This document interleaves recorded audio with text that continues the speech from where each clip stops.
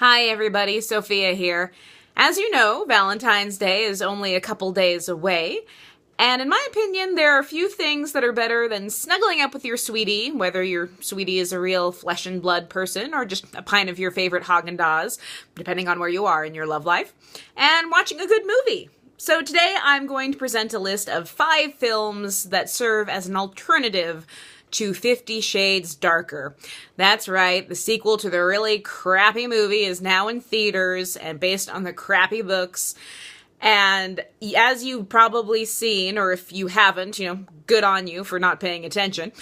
But this movie has been advertised very heavily for Valentine's Day. Like, oh, this holiday is coming up. Take your sweetie to the movies to see this, very sexy, edgy film.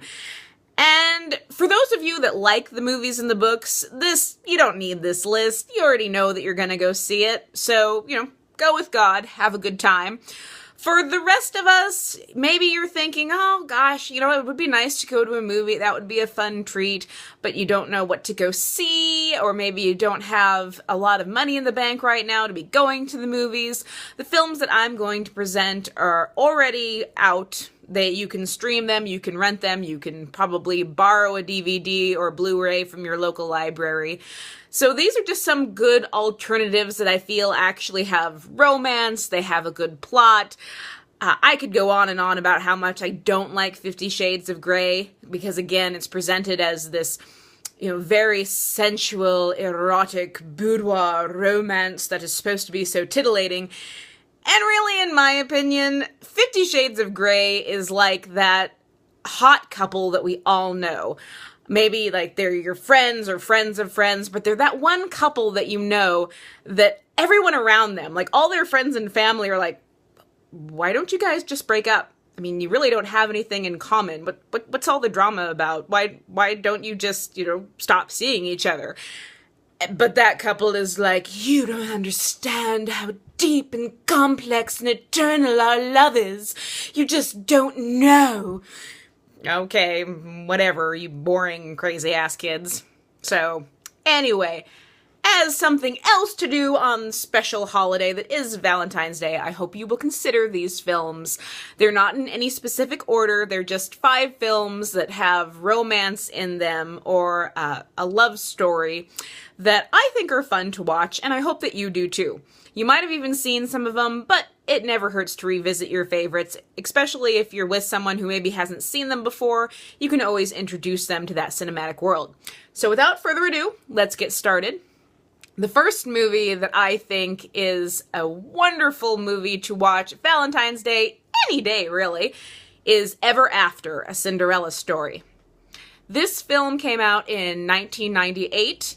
It stars Drew Barrymore, Angelica Houston. It was directed by Andy Tennant, and it is a historical fiction retelling of Cinderella. All the supernatural elements are gone. There's no magic. Instead, they base this in reality. And they do an excellent job. I got kind of a funny story to tell about this movie, so just bear with me. When I first saw it, I was a teenager, and I saw it with my brother and my grandmother. Because every summer, my brother and I would go spend a week with our grandmother in the Tri-Cities. And one day a week, she would take us into town, we would go to lunch, we would go shopping, and we'd go see a movie. So on the particular day that we went into town, my brother and I couldn't agree on what movie we wanted to see. I can't remember what he wanted to see. I think it was Saving Private Ryan. But I really wanted to see Ever After. I thought it looked so good. So my grandmother flipped a coin, and whoever won the coin toss got to pick the movie. So I won, and we went to see Ever After. And as we were going into the theater, I love my older brother to death, but he was throwing a little bit of a princess fit. He was just like, oh, I don't want to see this movie. It's going to be so girly and so stupid. To the point that my grandma had to be like, you lost, fair and square. Get over it. And so he was just kind of, just quietly seething to himself. And then the movie started. And the movie went on, and by the time the movie got over, my brother had like stars in his eyes. He was like, oh my god, that was such a good movie. Drew Barrymore was so beautiful. And he was just totally charmed. And that's what this movie does. It's not a girly movie. It's got drama, it's got adventure, it's got humor. The acting is fantastic. They filmed it in France, so it looks absolutely sumptuous. It really is a fun movie to see. So if you haven't seen it yet, or maybe you're like, oh, I forgot all about that one, dig it out, watch it again, ever after. Next on the list, we have 500 Days of Summer. This movie came out in 2009, and it's directed by Mark Webb. It stars Joseph Gordon-Levitt and Zooey Deschanel. I hope I'm pronouncing her last name correctly. But anyway, this movie, it's a romantic comedy that is both optimistic and realistic about love. And I know that sounds like it should butt heads and not really make any sense, but it does. Joseph Gordon-Levitt plays this young man who works at a greeting card company who falls for his co-worker, played by Zooey Deschanel, Summer. And what makes this film so relevant and just so much fun and enjoyable is the fact that it is hopeful about love and it has faith in the prospect of romance. But at the same time, it really addresses a lot of issues that I think a lot of us have with romance, in that how we see another person isn't always how they really are, and how our expectations and assumptions of what a relationship should be like can really cloud our vision of who a person actually is and the reality of the role that they play in our life when we're not really putting them on a pedestal or looking to them to, come in and fix something. When we see them for who they really are and who they actually tell us they are. And I know that kind of sounds cynical, but it's really not. This movie is funny. Joseph Gordon-Levitt and Zooey Deschanel have fantastic chemistry together.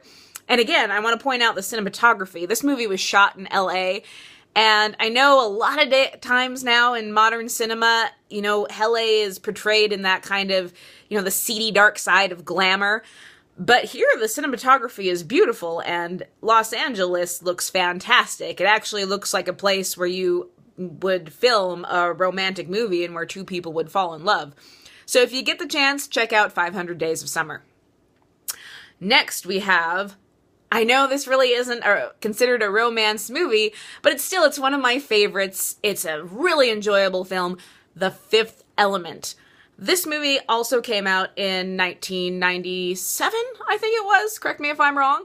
And it stars Bruce Willis and Mila Jovovich. Pardon me again on the pronunciation. And it's a blast. It really got mixed reviews when it came out. It's directed by Luc Besson, who is the same director of The Professional and The Transporter.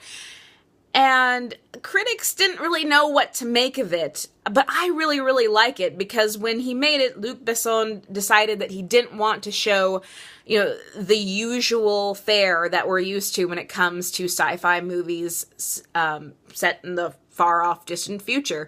Usually those movies are kind of grim, they're kind of grimy, the future seems really dark and dystopian. Here, the scenes and atmosphere are bright. There's a lot of neon colors.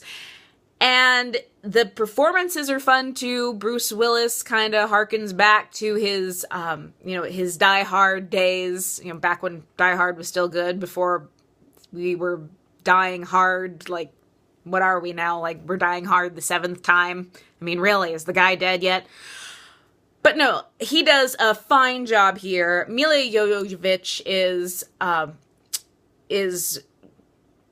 of course, she's a supermodel, so she's gorgeous, but she also fills her role very well in this capacity. And Chris Tucker's in it. Chris Tucker, before he was incredibly annoying, his heightened personality actually works in this film really well. The plot is granted, there's a lot of holes in the plot of The Fifth Element. It doesn't always gel together like it should, and there's a couple of moments where you're like, well, how does that make sense? Why are they doing that? What exactly is this about again? But I promise you, if you turn off your brain, you'll have a really good time with this film. Gary Oldman is also in it, and I have yet to see Gary Oldman in anything that he just doesn't knock it out of the ballpark. He plays the villain in this one, and everything from his accent to his aesthetic is just fantastic. Like, you love to watch him be bad. And plus, there is a little bit of a romantic subplot in this movie, so if you and your sweetheart like adventure, if you like sci-fi, if you like a little bit of romance in this one, then this could very well be the movie for you. Okay. Last but not least, we also have... Oh, what am I saying last but not least? We still have 2 more movies to go. I apologize. Anyway, we keep going on with Chocolat. Now, I know a lot of you have heard of this movie. It came out in 2000, another film set in France. It stars Juliette Binoche and Johnny Depp, about a woman who moves to a small rural village in France with her daughter and sets up a chocolate shop, which doesn't really go over so well with the locals because they're coming into Lent. It's a town that has very rigid morality. That, these people, they don't laugh, they don't dance, they don't sing, they don't do any of that. And here comes this woman who is all about indulgence of the soul, of the mind, of the body. And Juliette Binoche is just absolutely charming. I mean, you fall in love with her when you watch this movie. Then Johnny Depp comes in as the gypsy wanderer, so to speak. He comes in late in the movie, but their chemistry together really is a treat. All the chocolate in this movie just looks fantastic. So I can't think of a better movie to go with Valentine's Day. Love, chocolate, it's all taken care of. Give it a watch. All right, now we're down to the last one. Pardon me, guys. Thanks so much for staying with me thus far. Something's Gotta Give. This movie came out in 2003. It's directed by Nancy Meyers, and it stars Diane Keaton and Jack Nicholson. And I love this movie. I saw it when it first came out. I was in my, I think late teens, early 20s, and I absolutely loved it. I really dislike that whole genre labeling, like, oh, this is a romance movie for old people. Old people will connect with this one. It's like, because, oh my god, wow, older people fall in love too. Imagine that. I really don't like how genres and people get pigeonholed. Like, this is one of my favorite movies, and I will watch it, anytime it's on. Sometimes I take it out and put it on just because. It's about a successful older playboy who only dates younger women. And he takes the woman that he's currently dating on a trip to the coast. Actually, she takes him to her mom's beach house, not thinking that anyone is going to be there.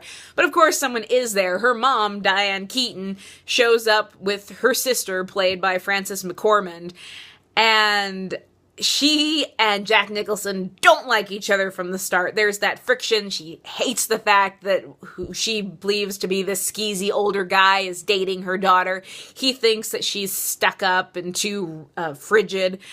But as time goes on in the movie and they get to know each other, the sparks really do fly. And it is a treat to watch these 2 actors who are some of the finest actors, I think, ever. I love Diane Keaton. I love Jack Nicholson. They play so well together, and they're so sincere, and it has such a mature take on love that I think movies like, 50 Shades of Grey, for example, just totally miss the mark.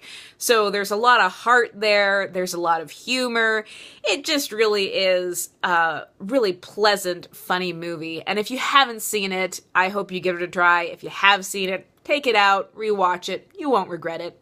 So there you go, guys. There's 5 alternative films you can watch instead of 50 Shades Darker. And I hope that you enjoyed this list. Again, thank you for watching. What's your favorite romantic movie? What do you like to sit down and watch? Whether it's with, your boyfriend, your girlfriend, by yourself. What do you prefer? Comment below, let me know. Please share this video with your friends. Bring them in on the conversation. And thanks very much for watching.